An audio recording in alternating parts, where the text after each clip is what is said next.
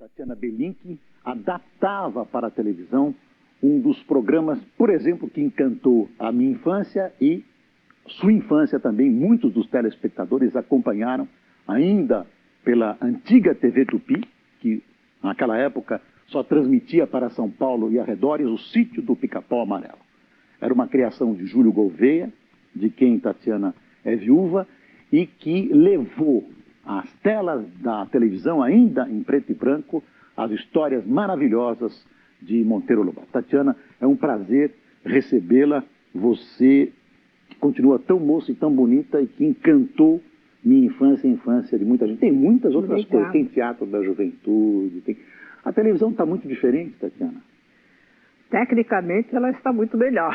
Era ao vivo, né? Era ao vivo e era uma aventura cada programa, né? Era Trapézio Sem Rede.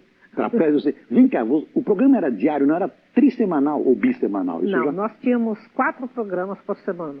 Do sítio? Não, do sítio uma vez. Uma vez por semana? Sim, horário nobre. E tinha 2 capítulos de o que hoje chamariam de minissérie, aqueles romances em capítulos.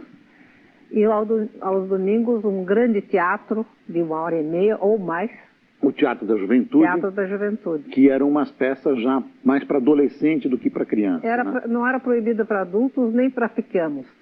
Era um tipo de programa livre realmente, com a intenção educacional formativa, que era a ideia minha e do Júlio Gouveia, né? Tatiana, vocês começaram em 51, quer dizer, um ano de televisão, com um ano de televisão Tupi, que foi a primeira emissora. Foi o primeiro programa para crianças na televisão brasileira, sul-americana, eu acho, porque a televisão era nova e o pessoal que trabalhava na televisão era tudo gente do rádio, né? Usavam a voz, e nós fazíamos teatro antes disso. Como é que a televisão chegou em você? Procurou a gente. Procurou. Vocês faziam teatro? Teatro para os teatros da prefeitura, né? Quando estreava no municipal e ia de teatro em teatro cada fim de semana, apresentando uma peça com uma carreira. Quem levou quem para o teatro? Porque o seu marido, Júlio Gouveia, era um psiquiatra. Era, e sempre foi. Aliás, a ideia dele de fazer teatro era mais ou menos como psiquiatra, como educador. Ele dizia que o teatro feito por crianças e para crianças é um poderoso auxiliar na prevenção de neuroses, como psiquiatra, ele fala. E educador, quer dizer, querendo promover, e isso comigo, né, leitura e literatura, o livro, principalmente. O Sítio do Pica-Pau Amarelo era feito, e o Teatro da Juventude também, ao vivo. Não tinha videotape. O videotape era dos anos 60, 60 para dentro. Eu tenho um livro aqui de crônicas chamado TV Sem VT. Você tem vários livros que nós vamos mostrar. TV Sem VT, deixa eu ver. Teatro da Juventude. Esse aqui, ó. TV Sem VT e outros momentos. Tatiana Belink. Contando causos desse Trapézio Sem Rede que era a TV Sem VT. Fazer um programa ao vivo, hoje não se faz teatro na televisão ao vivo de jeito nenhum. Quer dizer, não podia errar. Não podia, e nós estávamos preparados para previstos os imprevistos. E aconteciam os erros? Acontecia, não eram erros, acidentes de percurso, claro, aconteciam. Mas estávamos tão treinados, e tão preparados, e tão prontos, tão tensos, que inclusive os câmeras, todo mundo sabia se virar numa hora em que qualquer coisa não desse completamente certo. Houve poucos incidentes mais sérios, mas grave uma vez só. O que é grave uma vez só? Por exemplo, num Teatro da Juventude, que era o Teatro Grande, nós fizemos um programa sobre o Rei Midas, e no qual aparece o Rei Midas, aquele que tinha o toque de ouro, e o deus Dioniso, uma estátua para a qual o Rei Midas acendia uma lamparina. E essa lamparina então ficava aos pés da estátua, que era uma torre, e na hora em que a menina, a filhinha do Rei Midas, vai tocar nele, ele diz: não me toque, porque ele já sabe que tudo se transforma em ouro. Ela toca e ela se transforma em estátua de ouro. Então, na frente dessa estátua e daquela lamparina que estava no chão, que era um lampião a gás, com fogo dentro, uma manga. E a menininha era uma superposição, era truque. Era difícil fazer os truques naquele tempo. Claro, não tinha trucagem Não de hoje. nada, não tinha nada. Tinha você superpunha mesmo duas imagens de câmera. Tira uma e entra outra. As duas ficavam transparentes. Pois eu me lembro disso. Claro. E a menininha, então, que é a dublê, que faz a estátua de ouro, tem que entrar e ficar na frente, no lugar, né, da outra. A menininha de 10 anos que fazia a estátua de ouro, entrou depressa demais e encostou a perninha na lâmpada. Quente. E eu fico arrepiada até quando me lembro. Disse, meu Deus, o que vai acontecer agora? Coitada dessa criança. Ela vai gritar e vai acabar tudo. A menina não piscou, não moveu um músculo, ficou estátua de ouro o tempo que durou a fusão, né? Alguns segundos, e ela não se mexeu. E quando saiu do ar, ela deu um pulo e saiu com uma queimadura na perna. Foi uma choradeira geral do estúdio. Vocês ainda têm... houve pessoas que trabalharam lá, crianças, e que hoje são grandes atores. Vamos lembrar o Davi José. Davi José, que depois foi professor em Campinas, né? E foi o Pedrinho durante... titular, o principal Pedrinho que durou vários anos, como a menina de Cherry, que também foi Narizinho. que foi Narizinho durante 10 anos. Deixa eu mostrar para os telespectadores algumas imagens disso. Vocês sabem já um programa que marcou época na televisão brasileira, que é o Sítio do Pica-Pau Amarelo. Como eu disse, a escritora Tatiana Belin, que o marido dela, Júlio Gouveia, diretor de teleteatro, psiquiatra, adaptaram para a TV a obra de Monteiro Lobato. Nós vamos relembrar um trecho... Sim. A adaptadora era eu, a roteirista. Roteirista. E o Júlio... floreava. Ele apresentava, realizava, transformava em vida. O teatro também? O teatro também, tudo. Então nós vamos lembrar um trecho da abertura do programa exibido pela extinta TV Tupi. Tá aí, vamos ver. Mora uma velha de mais de 60 anos. Dona Benta é a mais feliz das vovós, porque vive em companhia da mais encantadora das netas. A menina do narizinho arrebitado, ou narizinho, como todos dizem. Na casa, existem ainda duas pessoas. E Anastácia, negra de estimação que carregou o narizinho em pequena, e Ninha, uma boneca de pano bastante desajeitada de couro. Essa atriz, a voz é do Júlio. Essa atriz, Lúcia Lambertini, foi uma grande milha. Faleceu moça. Imagina, dentro do hospital, no dia em que ela recebeu a alta de uma pequena intervenção, por causa de choque anafilático. Ela era, eu me lembro, uma grande atriz. Grande atriz para qualquer gênero. Agora, ela marcou como Emília porque ela encarnou a Emília, ela não representou. Eu me lembro que ela dá umas piscadinhas. Ela era incrível. Incrível, né? Vocês ensaiavam muito? Furiosamente, em pouco tempo, porque eram 4 programas de teatro que acabava um, já começava outro. Você escrevia todos?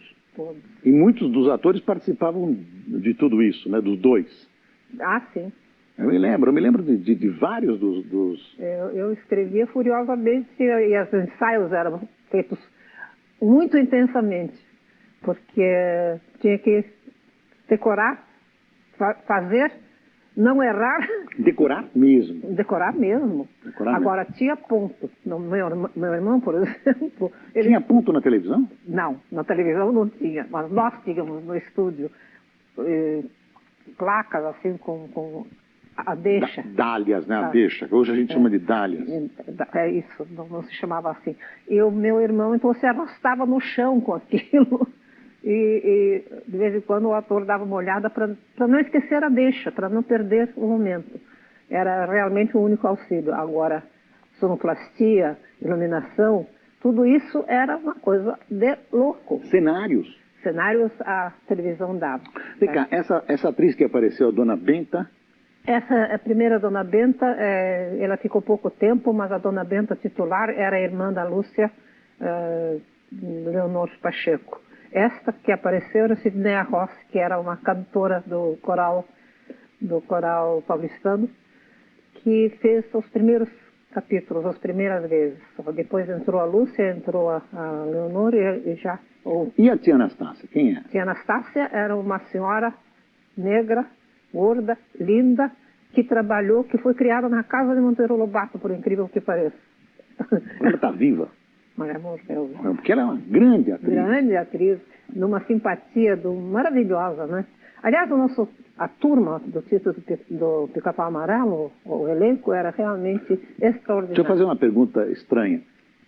Vocês eram mais profissionais ou eram amadores? Vocês ganhavam aquilo? Aquela garotada ganhava com aquilo?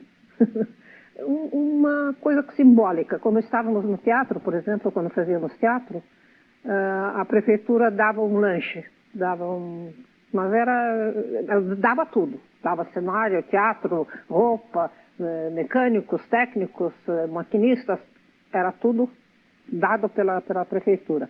E dava um cachezinho, mas mais para comprar um sanduíche, para não passar fome durante o espetáculo. Bom, rica você não ficou, mas deve ter engordado bastante com os sanduíches naquela época. Com certeza. Tatiana, vamos voltar para falar do Sítio do Pica-Pau Amarelo, que foi um programa que encantou as crianças. Eu já fui criança também, me encantou. Isso foi na década de 50, já vai muito tempo. 50 e 60. 50 e 60. Narizinho e o Pedrinho, o Visconde de Sabugosa, eram, claro, os personagens de Monteiro Lobato. Tinha também a boneca de pano, a Emília. Vamos ver. Eu interpretava a Emília, que é a própria alma do Lobato. A Emília, a Condessa das Três Estrelinhas, Marquesa de Rabicó, bailarina equestre, trapezista de circo, fata de pano, botadeira de nome, inventadeira de ideia, olhadeira de telescópio, caçadora de saci, mandadeira de carta, escrevedora de memórias e redatora-chefe do jornal O Grito do Pica-Pau Amarelo. Realmente foi a melhor época que a criança teve na televisão. Essa era a Lúcia, a saudosa Lúcia Lambertini. Não tinha grandes estrelas, não tinha problema de estrelismo naquela época, não tinha grandes brigas no elenco. De vez em quando, alguém do elenco da televisão, os contratados, participavam dos nossos programas, porque era nosso programa do Júlio e o meu, era dos carros-chefes da emissora, tinha ibope altíssimo se todo mundo queria participar. Então, entraram atores já consagrados de vez em quando. E o nosso grupo mesmo, o TESP, Teatro Escola de São Paulo, era de amadores. Eram atores do TESP, você me lembrou disso, amadores. TESP, Teatro Escola São Paulo. De São Paulo, pois é. Eu dizia que é a escola para os atores, que aprendiam a trabalhar como atores, e para o público que aprendia. Quando terminava o teatro, aparecia o Júlio, sempre com um livro, né, dizia assim... terminava a história, dava qualquer final à história, dizia assim, mas isto é uma outra história que fica para uma outra vez. Ele começava a contar o próximo capítulo, fechava o livro, desfocalizava e terminava uma imagem indelével. Todos os programas começavam na estante de livros e o Júlio tirava o livrão da estante, abria, dava o título, dava o nome do autor do livro, dava alguma informaçãozinha e começava a contar a história que depois era mostrada como teatro. E depois voltava para o livro. Vamos mostrar mais alguma coisa. Tudo que envolvia o Sítio do Pica-Pau Amarelo, como roteiros e a própria direção, era transformado em aula para crianças e adultos. Era necessário trazer o público através de uma qualidade de espetáculo, de uma qualidade excepcional. Tinha que ser mesmo uma qualidade excepcional, porque tinha que prender a atenção da criança, do adolescente, do jovem, do adulto e do velho também, porque todos tinham que aprender. Aí, como vocês viram, o Júlio Gouveia, marido da Tatiana, que era uma das grandes molas propulsoras desse teatro. Era eu conheci era uma figura bem o Júlio, bonita, uma grande figura, uma doce figura, uma afável figura. Eu me lembro que as pessoas eram acessíveis e ele era muito querido, ele era o que hoje se chama ídolo. Era uma coisa fantástica, porque ele aparecia e você não aparecia, você era um nome. Só nome. Também o meu nome desencadeou uma chuvarada de Tatianas, que agora estão por aí adultas, aparecendo por aí. E quando eu era pequena e era Tatiana na escola americana, única em 3.000 alunos, ninguém podia nem sabia que isso, Tatiana. Você é russa, né, Tatiana? Eu nasci na Rússia, mas não sou russa não, sou mais brasileira que você, sabe por quê? porque eu estou 70 anos no Brasil e você não. Mas eu vou chegar lá, Tatiana, não tenha dúvida. Você vive com quantos anos? Com 10 anos, eu já sei eu a fiz tua idade. 80 agora. Você está inteiríssima. Tatiana, você continua escrevendo, você não parou de escrever. Continua. Seu último livro, e super premiado, é esse daqui. Olha que bonitinho que ele é. 10 sacizinhos. Ó. Isso é para crianças de quantos anos? O que é bom para criança é bom para adulto, né? Para qualquer criança de qualquer idade. Eu leio esse livro e brinco com as crianças de 3 anos, 4, 5, 6, 7. Tatiana, outro dia eu mostrei para um colega meu um trabalho que o Estadão fez sobre sacis, sobre Monteiro Lobato, e num determinado momento lá aparece uma história maluca de um sujeito que diz que cria sacis no interior. Você viu isso? Eu vi. Será que cria mesmo? Eu não duvido, viu? Tudo quanto é fantasia, eu acredito. Tinha 18 casais de sacis, machos e fêmeas. Pois é. Uma maravilha. 10 sacis. Isso para crianças de que idade? Desde 2 anos. Até 12, 15, qualquer idade. Você pode ler, eu não proíbo. Tatiana, deixa eu mostrar ainda umas fotos do sítio do Pica-Pau Amarelo. Na segunda parte do programa nós vamos falar um pouco da televisão de hoje. Tá aí, olha aí. Quem tá aí, Tatiana? Não, naquele televisor. Veja aí. Aqui está a Aide Bittencourt, que foi Peter Pan. Quem é? Essa aqui. Já tá lá. Ó. Essa.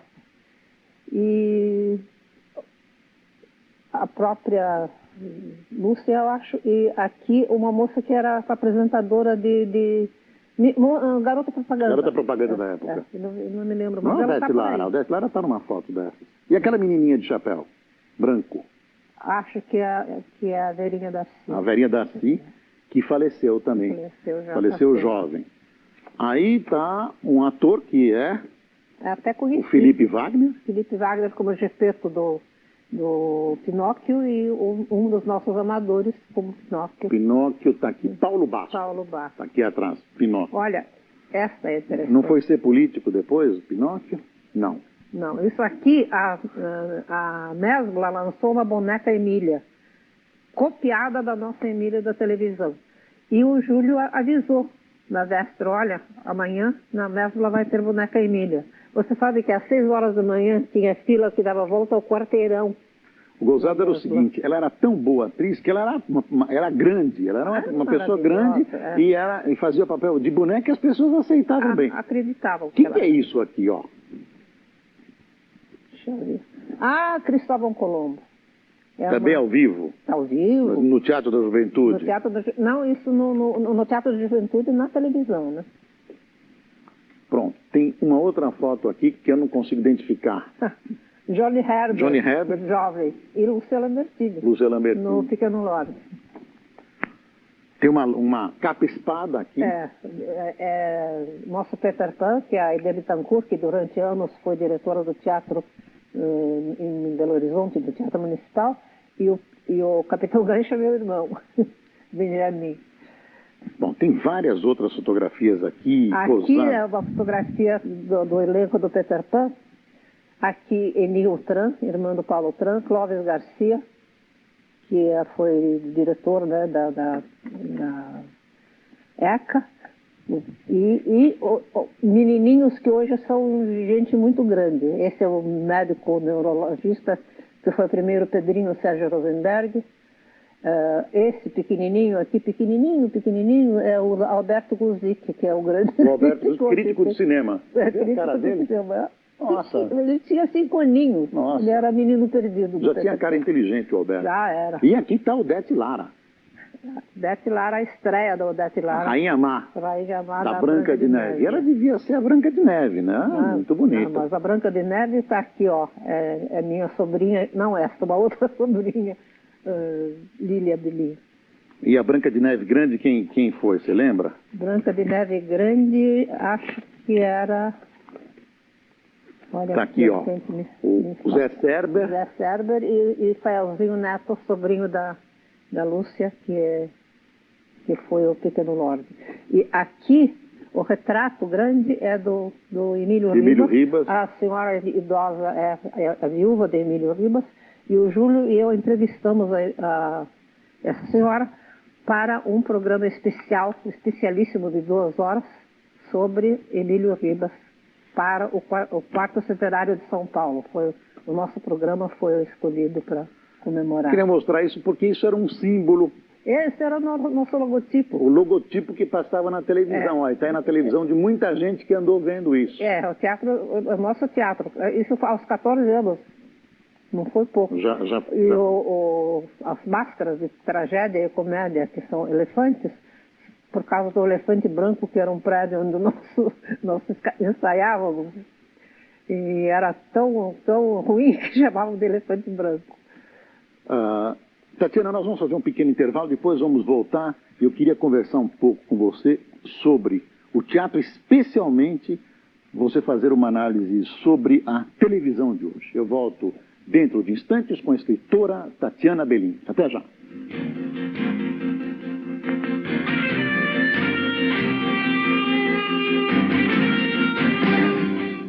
Passando a Limpo, entrevistando a escritora Tatiana Belin.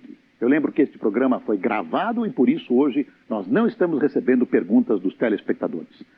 Tatiana, antes de a gente começar a falar da televisão de hoje, dos programas infantis de hoje, e fazer a comparação com aquela época que, na minha opinião, foi áurea da televisão, nós lembramos aqui no intervalo uma coisa que eu acho que os telespectadores não devem ser privados, que é uma realização fantástica ao vivo, que foi uma história de Moisés, da travessia do Mar Vermelho, toda uma encenação feita ao vivo.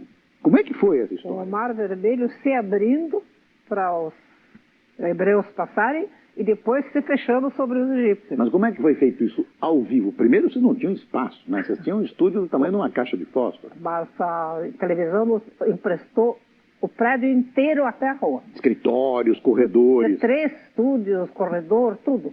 Pudemos usar tudo. O mar não foi feito de água. Foi. Foi?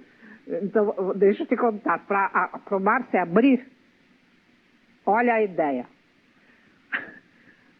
Eu que tive a ideia.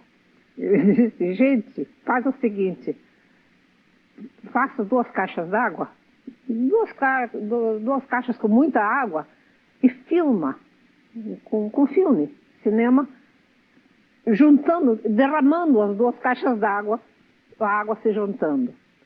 E depois, na hora da televisão, sobrepõe essa água se abrindo, passa ao contrário. Passa ao contrário. A água se abrindo e os atores no estúdio passando. Mas isso tinha que ser feito ao vivo. Quer dizer... Ao vivo, foi feito ao vivo. Agora, para voltar, isso foi com auxílio de um filme, né? Eu me lembro que eu assisti, eu fiquei muito impressionado. Agora, a volta, quando a água se derrama, se esparrama, desaba sobre os egípcios, foi um negócio completamente louco, porque fizeram umas lonas, uns sacos de lona compridos ao longo de todo o corredor. Eram corredores enormes até enorme corredor, dos 2 lados, e em cada saco de lona cheio de água, um escravo com um facão, e isso ao vivo. Na hora em que os egípcios correm atrás dos hebreus, eles rasgavam aqueles sacos e realmente a água molhada se derramou, inundando os 3 estúdios. E funcionou. Mas eu me lembro que foi um sucesso, foi muito comentado. Foi, todo mundo perguntava como é que foi possível. Quem fez o papel de Moisés? Eu não me lembro mais. José Cerda. O José Cerda. Ele era um bom Moisés. Era um bom Moisés. Eu me lembro ainda de outros atores famosos que ainda estão por aí. Toda vez eu lembro, puxa, fez Teatro da Juventude. Edith Thierry, onde é que anda? Está por aí. Não faz mais teatro. Esteve no meu aniversário, quando eu fiz 80 anos, outro dia. Não faz mais teatro. Faz de vez em quando alguma coisa. E os cenários? Quer dizer, eram cenários parecidos com a realidade, não eram cenários? Era a cenografia da emissora. O cenógrafo, havia um cenógrafo muito bom lá, muito competente, chamado Alexandre. Ele era russo, eu acho, de algum lugar assim, polonês. E era um artista. E ele, com os maquinistas e os trabalhadores lá do estúdio, eles faziam os cenários.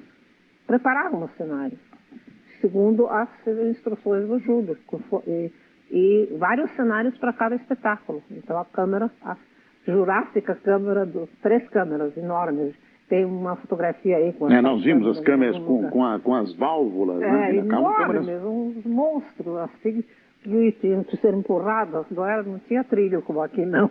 E as pessoas ainda diziam, pena que a televisão não seja colorida e tal. Pois é.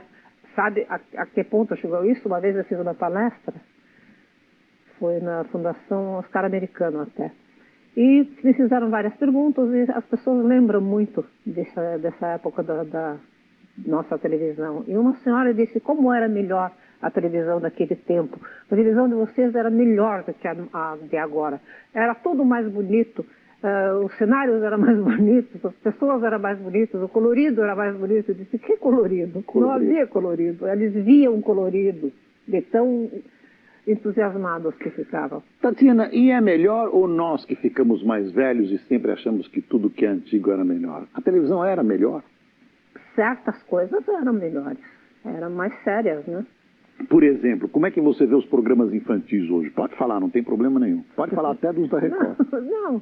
Há programas bons, a cultura, por exemplo, tem programas bons, bem diferentes do que nós fazíamos, mas muito bons, muito caprichados, muito inteligentes, bons programas. Agora, os outros programas ditos infantis são programas de auditório, não é uma programação para a criança, como nós fazíamos. A Marta Suplicy sempre diz que esses programas têm um apelo há uma erotização da criança. Você acha que tem? Eu acho muito bobo, por exemplo, criancinha imitando Carla Pérez, menininha de 5 anos. Quer dizer, pra quê? O que é isso? Que bobagem. É bobagem mesmo. E também existe essa coisa de que menininha de 10 anos quer se pintar, quer andar de salto alto, quer dizer, come uma parte da infância, estraga. Mas são programas que não interessam realmente. Eu queria fazer uma observação para os telespectadores que, lembrando dos programas, eu acho que devidamente adaptados, né, com as cores atuais, os programas que vocês faziam não seriam fora de moda, não. Estariam perfeitamente enquadrados. Era literatura adaptada, boa literatura brasileira, estrangeira e teatro. Você já tinha visto televisão antes de fazer televisão? Quer dizer, você já sabia como se fazia teatro infantil? Você tinha ido para os Estados Unidos? Eu tinha ido para os Estados Unidos antes da televisão chegar aos Estados Unidos. Então você nunca tinha visto? Eu tinha visto, sabe o que eu tinha visto? O Júlio e eu fomos para os Estados Unidos em plena guerra, precisei ir. Nova York estava até às escuras, né, blackout. E no museu de arte moderna lá, estava mostrando como experiência uma coisa muito nova, isso foi em 1939, 40, uma coisa louca que era a tal da televisão. Então eu vi o Júlio pela televisão, ele estava numa outra sala e ele me viu numa outra sala por um aparelho daqueles. Essa é a minha estreia na televisão. Foi essa. Vocês nem conheciam... Nunca tinha visto nada. Por exemplo, essa linguagem. Eu me lembro que o pessoal da TV Tupi, que fazia rádio, que acabou fazendo bem televisão no começo, também nunca tinha visto. O único que tinha visto era o engenheiro-chefe, Jorge Edo, que foi para os Estados Unidos e trouxe o equipamento da TV Tupi. E que ninguém conhecia e que os artistas discutiram como iriam fazer e resolveram usar a linguagem de cinema. Que linguagem vocês usaram? Ou vocês nem se preocuparam com linguagem? Claro que nos preocupamos. O Júlio até escreveu um ensaio grande sobre a linguagem da televisão naquela época. Saiu e fez uma série de conferências sobre isso e tudo.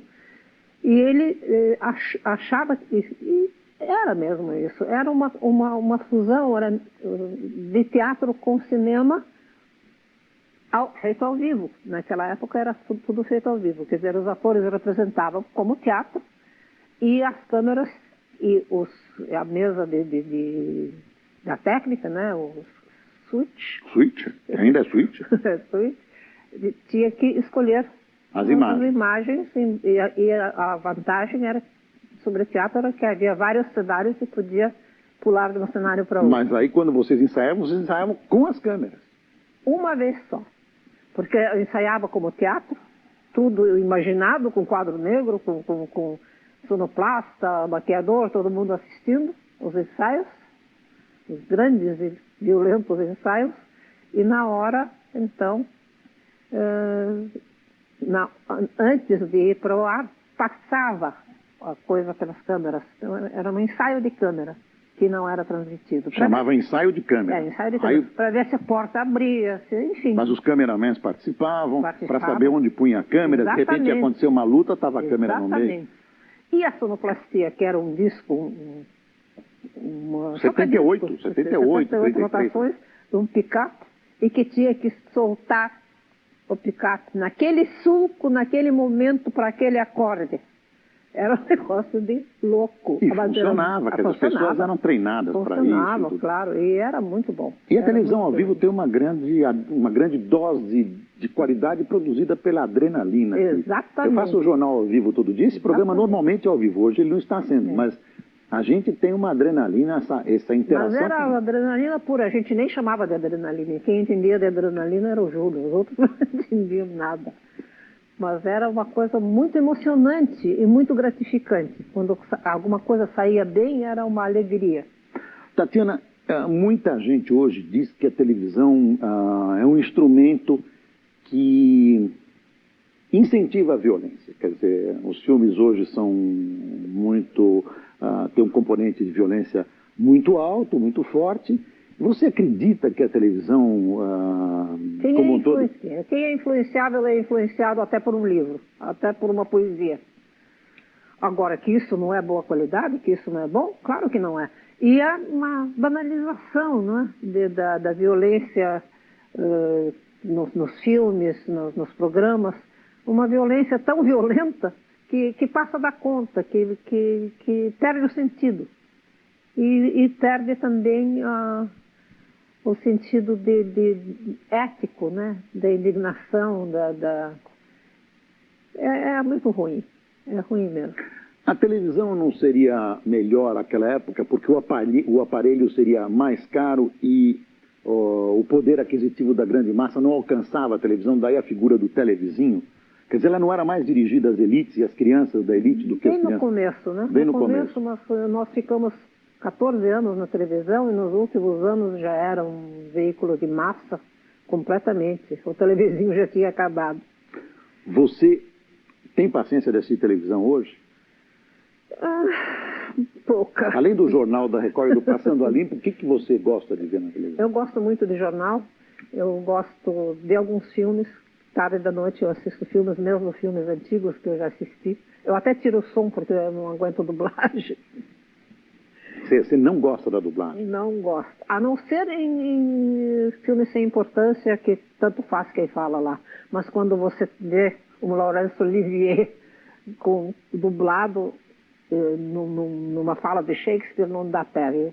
Nesse momento você está escrevendo algum livro? Eu estou sempre escrevendo alguma coisa. Estou sempre escrevendo. Sem computador. Isso que eu ia perguntar. Você fez assim, você escreve à mão? Eu tenho um caderno que eu faço muito versinho, muita poesia com T minúsculo. E isso eu faço à mão num caderno. Fico bem repastelada onde estou e fico escrevendo. Depois eu vou para a máquina de escrever, a velha Olivete portátil, velha de guerra, minha amiga, e bato a máquina. E depois guardo numa gaveta, deixo descansar uns dias, depois tiro e leio e faço de conta que não foi eu que escrevi. E se eu gostei, eu mando para uma editora. E se eu não gostei, fecha a sessão. Vai para a festa.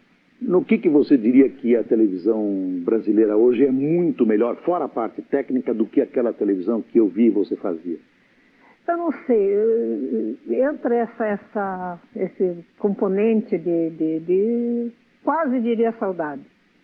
Mas havia muita coisa boa, e não só o nosso programa. Os programas do Cassiano Gabos Mendes eram muito bons. Havia coisas boas. Mesmo nos Estados Unidos. Nos Estados Unidos, eles têm muita nostalgia dos programas do tempo da televisão ao vivo. Você tem alguma esperança de que a televisão consiga elevar o seu nível? Olha, a esperança é o último que morre, né? Eu bem que tenho esperança, eu acho que pode.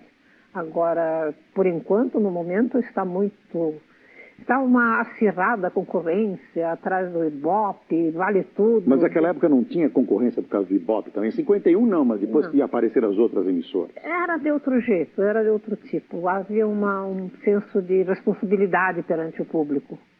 coisa que hoje está meio esquecida. Vocês corriam para ver número do Ibope? Eu nem sei se tinha. Vocês corriam para ver? Tinha. Nossos programas tinham Ibope de 70... Mas era uma preocupação de, hoje deu Ibope. Não era, né? Não. A emissora é que tinha lá os boletins, de vez em quando a gente dava uma olhada. A nossa preocupação era fazer uma coisa bem feita, do jeito que a gente achava que devia ser. Tanto assim, sabe que nós nunca tivemos assinamos um contrato na TV em 14 anos? Era verbal? No fio de barba, como se dizia naquele tempo você amarrava cachorro com linguiça também. Pois é. Então, o trato do Júlio era esse. Era tudo. Eu faço o que eu acho que eu devo fazer, porque o teatro educacional formativo tem que ser do jeito que eu quero. O dia que começarem a meter o bedelho demais, eu vou embora. Então ele fazia como queria, o que queria, do jeito que queria. E funcionou. Tatiana, nosso programa chega ao fim. Que pena. Como é que é? Chega ao fim, era o livro. É uma outra história. É que fica para uma outra vez. Eu queria agradecer a tua presença, te cumprimentar, te homenagear pelos bons momentos que você nos propiciou agora e nos anos 50 e 60. Que bom. Obrigado pela sua presença. Obrigado. Boa noite e até domingo que vem com mais um Passando a Limpo. Até lá.